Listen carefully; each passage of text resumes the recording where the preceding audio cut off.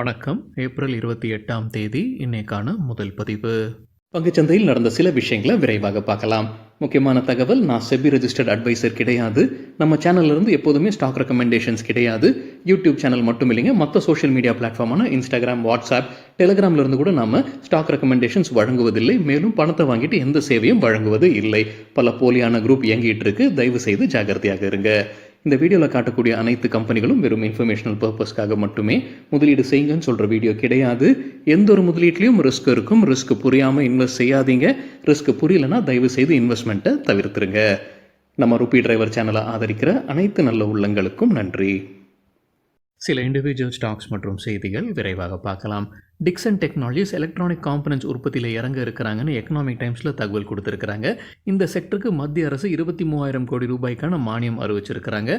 டாடா எலக்ட்ரானிக்ஸும் 2,000 கோடி ரூபாய் இந்த செக்டரில் முதலீடு செய்ய இருக்கிறாங்கன்னு எக்கனாமிக் டைம்ஸில் அப்டேட் கொடுத்துருக்குறாங்க.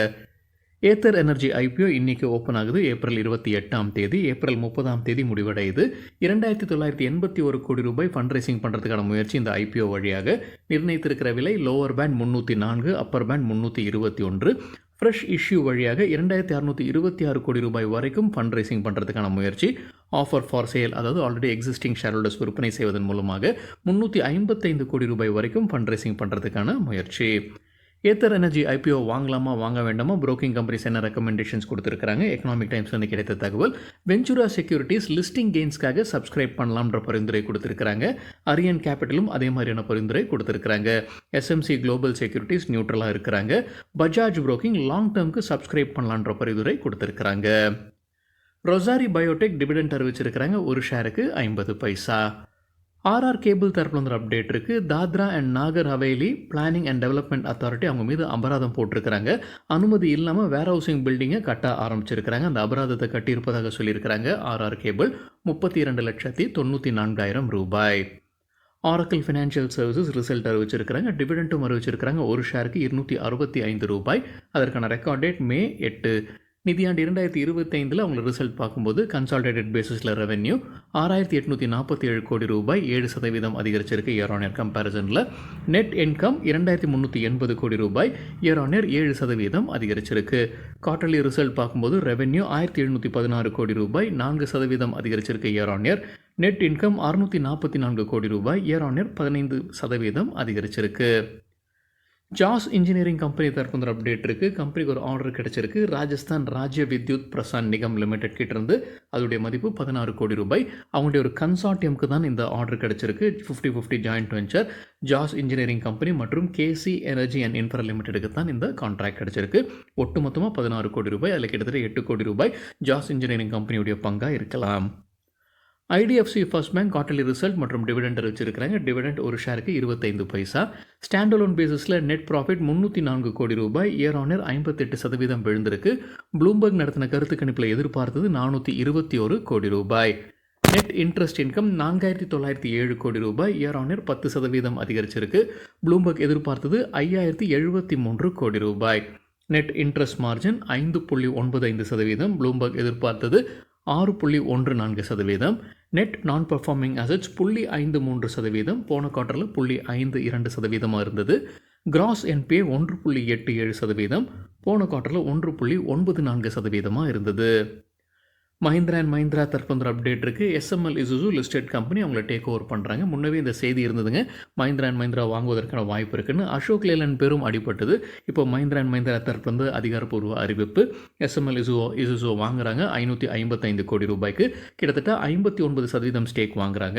சுமிட்டோமா கார்பரேஷன் கிட்டேருந்து 44%, இசுசு மோட்டர்ஸ் லிமிடெட் கிட்டேருந்து 15% ஸ்டேக் வாங்குறாங்க. இரண்டு பேரும், அதாவது சுமிட்டோமா கார்பரேஷன் மற்றும் இசுசு மோட்டர்ஸ் முற்றிலுமாக வெளியேறாங்கன்றது என்னுடைய புரிதல். அவங்களுடைய அனைத்து ஸ்டேக்கும் விற்பனை செய்கிறாங்கன்றது என்னுடைய புரிதல்.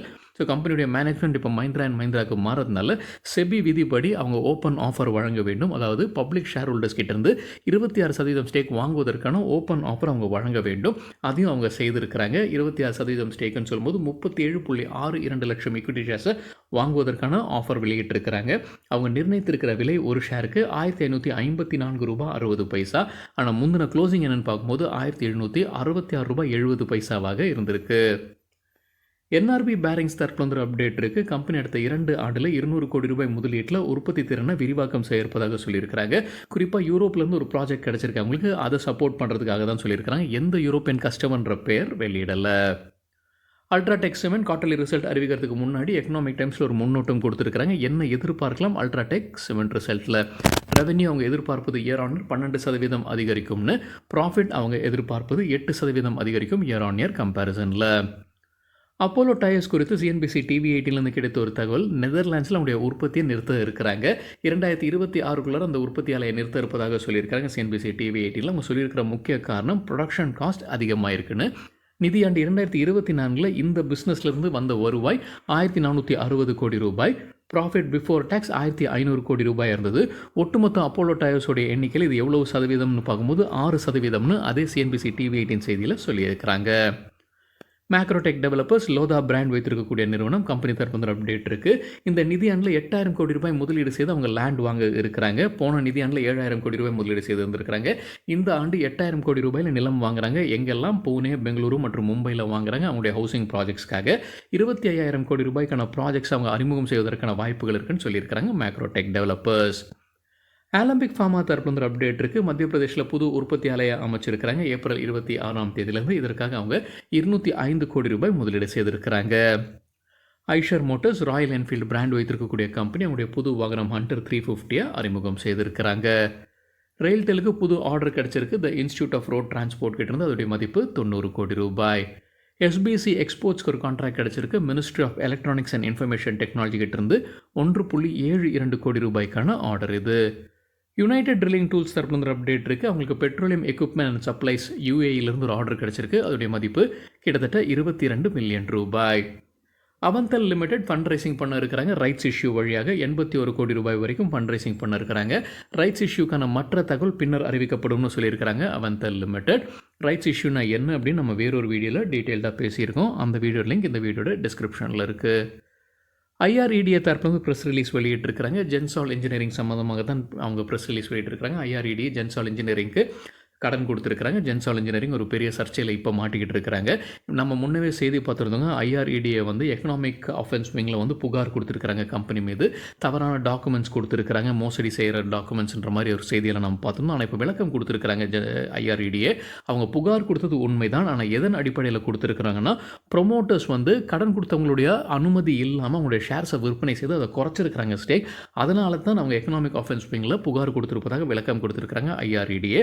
ஜென்சால் இன்ஜினியரிங்க்கு அவங்க கடன் கொடுத்தது இப்போதைக்கு அவங்க அண்டர் ஸ்ட்ரெஸ் அப்படின்ற பேரில் தான் அதை வைத்திருக்கிறாங்க. அந்த அக்கௌண்ட்டை இன்னும் என்பிஏவாக நான் பர்ஃபார்மிங் அசெட்டாக இன்னும் மாற்றலன்ற விளக்கமும் கொடுத்துருக்குறாங்க ஐஆர்இடிஏ. ஜைடஸ் லைஃப் சயின்சஸ் தரப்புல ஒரு அப்டேட் இருக்குது. அவங்க முன்னவே அறிவித்தது தான். ஆம்ப்ளிடியூட் சர்ஜிக்கல் எஸ்ஏல அவங்க ஸ்டேக் வாங்குறாங்க 75.4%.